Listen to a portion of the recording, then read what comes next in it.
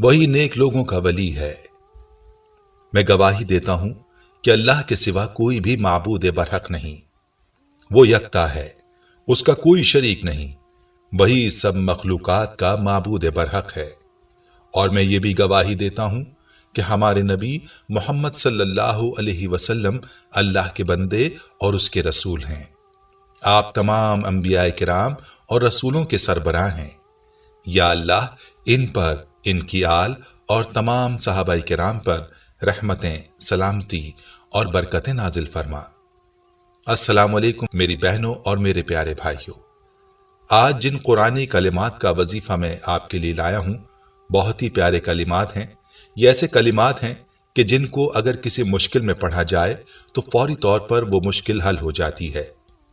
رزق کی تنگی کے لیے یہ کلمات پڑھیں تو رزق کی تنگی دور ہو جاتی ہے، اور اگر یہ کلمات کسی حاجت کے لیے پڑھے جائیں تو اللہ کے فضل و کرم سے وہ حاجت پوری ہوتی ہے۔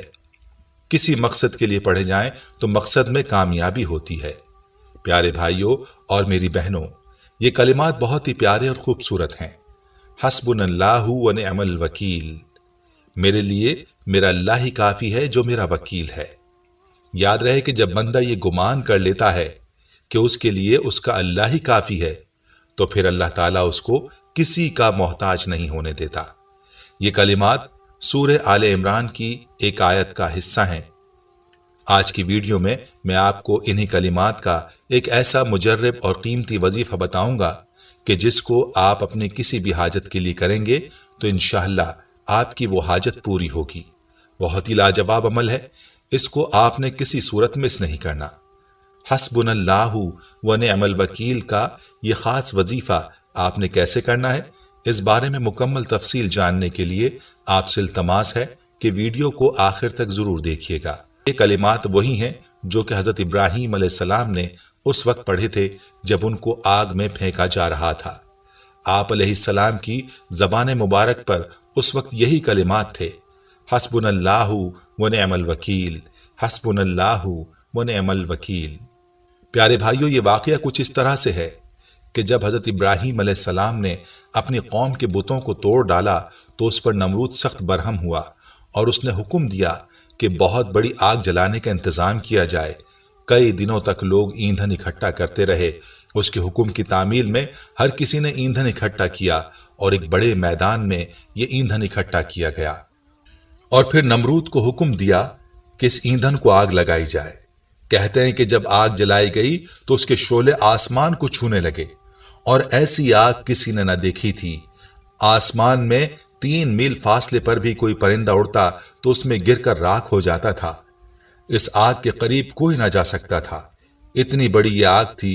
اب سوال یہ تھا کہ اس آگ کے اندر ابراہیم علیہ السلام کو کیسے پھینکا جائے، تو اس وقت ہیزان نامی ایک شخص نے منجنیق بنائی جو اس سے پہلے کسی نے نہ بنائی تھی، اور لوگوں نے حضرت ابراہیم علیہ السلام کو پکڑا اور رسیوں میں جکڑ دیا۔ تو اس وقت حضرت ابراہیم علیہ السلام کی زبان مبارک پر یہی کلمات تھے، حسبنا اللہ و نعم الوکیل، حسبنا اللہ و نعم الوکیل۔ اے مالک، تو ہی ہے، تو ہی میرا معبود ہے، تیرے سوا کوئی نہیں ہے، تو ہی میرے لیے کافی ہے، تو ہی میرا کارساز ہے، اور تجھ پر ہی میرا بھروسہ ہے۔ یہی کلمات تھے جو آپ علیہ السلام کی زبان مبارک پر تھے۔ پھر لوگوں نے آپ علیہ السلام کو رسیوں میں باندھ کر منجنیق میں رکھا۔ بہت سارے لوگوں نے مل کر منجنیق کو کھینچا اور زور سے چھوڑا تو حضرت ابراہیم علیہ السلام آگ کے شعلوں میں جا گرے۔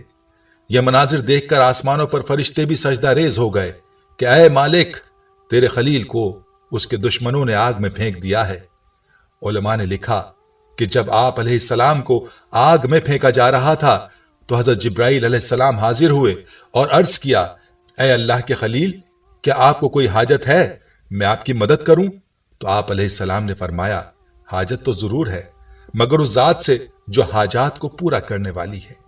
اور فرماتے ہیں کہ بارش اور ہوا کے فرشتے بھی حاضر خدمت ہوئے اور کہنے لگے کہ آپ حکم دیں تو ہم اس آگ کو بجھا دیں۔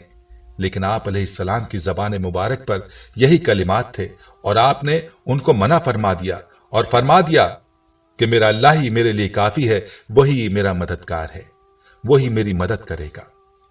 फिर लोगों ने देखा कि वही आग जो आसमानों को छू रही थी वो हजरत इब्राहिम अलैहिस्सलाम के लिए गुले गुलजार बन गई। उसी आग के अंदर अल्लाह ताला ने हजरत इब्राहिम अलैहिस्सलाम के लिए अपनी नेमतें भी जारी फरमाई। प्यारी बहनों और भाइयों, कहते हैं कि वो रस्सियां तो जलकर राख हो गईं जिससे हजरत इब्राहिम अलैहिस्सलाम को बांधा गया था, लेकिन आप अलैहिस्सलाम का एक बाल भी न जला। अल्लाह ताला ने आग को बराह रास्त हुक्म फरमाया कि मेरे खलील के लिए ठंडी हो जा और सलामती वाली ठंडी होना। कहते हैं कि हजरत जिब्राइल अलैहिस्सलाम हजरत इब्राहिम अलैहिस्सलाम की खिदमत में हाजिर हुए और फरमाने लगे कि आप अलैहिस्सलाम का सब्र बहुत ही अजीम है और आप अलैहिस्सलाम का तवक्कल भी अजीम है कि आपने अल्लाह की जात पर ऐसा भरोसा किया कि सामने हलाकत का सामान देखकर भी आपके कदम न डगमगाए, और अल्लाह ताला ने आपके सब्र और तवक्कल पर ये नेमतें आपको अता फरमाई। प्यारे भाइयों, ये वाकया सुनाने का मकसद ये है कि हमारा भी ये यकीन होना चाहिए कि इस दुनिया की कोई चीज ऐसी नहीं है जो नुकसान दे सके, न इस कायनात की कोई ऐसी चीज इंसान को नुकसान पहुंचा सकती है और ना ही किसी और कायनात की कोई चीज नुकसान पहुंचा सकती है। हमें चाहिए कि अल्लाह की जात पर मुकम्मल यकीन और भरोसा करें, अल्लाह पर तवक्कल करें, ऐसा तवक्कल जैसे हजरत इब्राहिम अलैहिस्सलाम ने फरमाया। और जब हम इसी तवक्कल के साथ इस वजीफे को करेंगे तो यकीन जानिए कि आपकी कोई हाजत ऐसी बाकी ना रहेगी जो पूरी ना हो। हर मुश्किल से अल्लाह ताला आपके लिए राहें निकालेगा। तो चलिए बढ़ते हैं अपने आज के वजीफे की जानिब और आपको बताते हैं कि आपने हस्बुनल्लाहु व निअमल वकील का वजीफा कैसे करना है। याद रहे कि यह वजीफा आप अपने किसी भी मकसद के लिए कर सकते हैं, रिस्क के लिए, रोजगार के लिए, औलाद के लिए, औलाद की नाफरमानी के लिए, कारोबार के लिए, कोई भी मकसद हो जो पूरा नहीं हो रहा, बस पूरे यकीन के साथ ये वजीफा कीजिए। कोई हाजत है, बड़ी से बड़ी हाजत है, लाखों जतन से पूरी नहीं हो रही, बहुत कोशिश कर चुके हैं लेकिन पूरी नहीं हो रही, तो ये वजीफा करें। इंशाअल्लाह आपकी हाजत अल्लाह के हुक्म से पूरी होगी। वजीफे का तरीका गौर से मुलाहिजा फरमा लीजिए। यह वजीफा आप किसी भी वक्त और किसी भी दिन कर सकते हैं। कोई खास वक्त या कोई खास दिन इसके लिए मुकर्रर नहीं है। चाहें तो फजर की नमाज के बाद करें या रात को किसी वक्त कर लें। दिन में करना चाहें तो दिन में कर लें। अलबत्ता ये बात याद रहे कि वजीफा आपने बावजू हालत में करना है और वजीफे को किसी ऐसी जगह पर करें जहां आपको यकसुई हासिल हो। आपने सबसे पहले प्यारे आका सल्लल्लाहु अलैहि वसल्लम की ज़ात अक़दस पर दुरूद पाक का नजराना पेश करना है।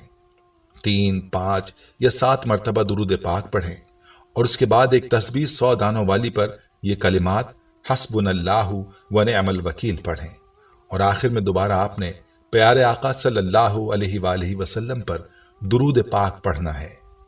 और इस तरह से इस अमल को मुकम्मल कर लेने के बाद आपने अल्लाह ताला के हुजूर सरबसजूद हो जाना है और अपने मकसद, अपनी हाजत, अपनी परेशानी या मुश्किल के लिए दुआ मांगनी है जिसके लिए आप ये वजीफा कर रहे हैं। याद रहे कि इस वजीफे को आपने 21 दिन तक जारी रखना है। जितना यकीन और अल्लाह की जात पर तवक्कल के साथ ये वजीफा करेंगे उतनी जल्दी नताइज आपके सामने आएंगे। खुद भी पूरे यकीन के साथ ये मुबारक अमल करें और अपने प्यारों और चाहने वालों के साथ भी ये अमल शेयर करें। दोस्तों, हम ये उम्मीद करते हैं कि आपको हमारी आज की ये वीडियो जरूर पसंद आई होगी।